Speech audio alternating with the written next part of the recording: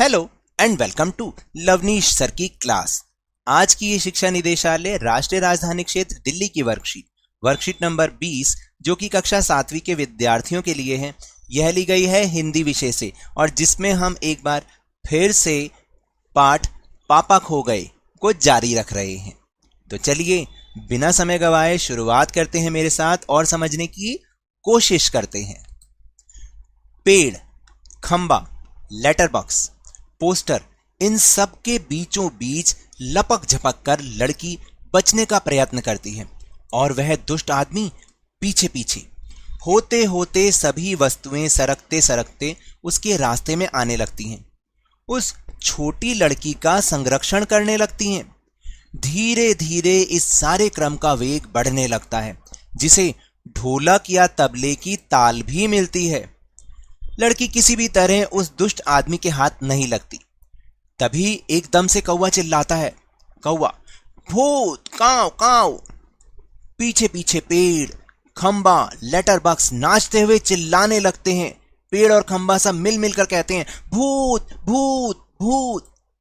तो देखा आपने, भूत का नाम आया। आपको डर तो नहीं लगा ना?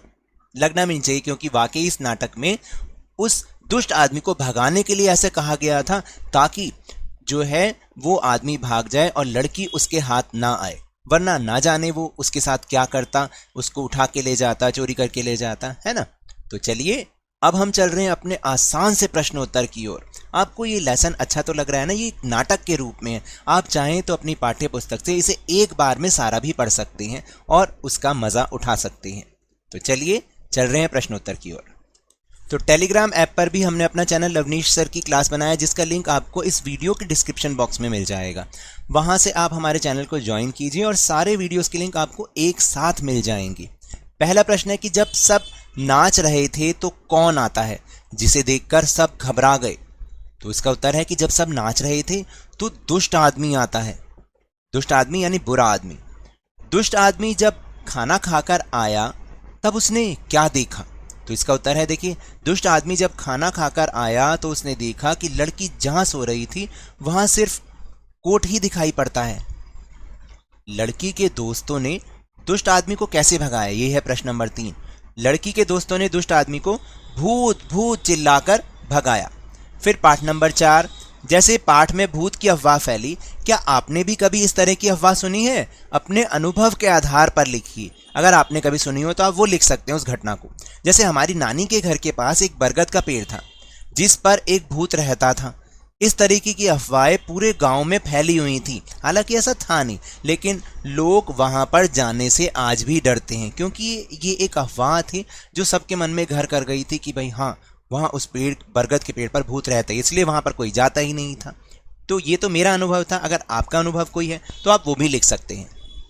फिर है आखिरी प्रश्न, ढोलक और तबले वाद्य यंत्रों के नाम हैं, यानी जो म्यूजिकल इंस्ट्रूमेंट हैं। कोई 3 वाद्य यंत्रों के नाम लिखिए, यानी और 3 अपनी मर्जी से आपको जो म्यूजिकल इंस्ट्रूमेंट आपको पसंद हो आप वो लिख सकते हैं। जैसे शहनाई, बांसुरी, सितार, गिटार भी होता है ना, और क्या होता है वो भी आप लिख सकते हैं। जो आपको पसंद हो आप वो लिखिएगा। तो ये तो थी आज की वर्कशीट। अगर मेरे इस तरह समझाने से अब आपको समझ में आने लगा है तो इस चैनल और वीडियो को लाइक कीजिए। लाइक का बटन अभी दबा दीजिए, शेयर कीजिए और अगर आप नए हैं तो सब्सक्राइब भी कर लीजिए ताकि आपको सारी नोटिफिकेशन टाइमली मिल जाएं। लेकिन याद रखिएगा, कोरोना वायरस अभी भी फैला है। उससे बचने के लिए घर से बाहर निकलते समय मास्क अवश्य लगाएं।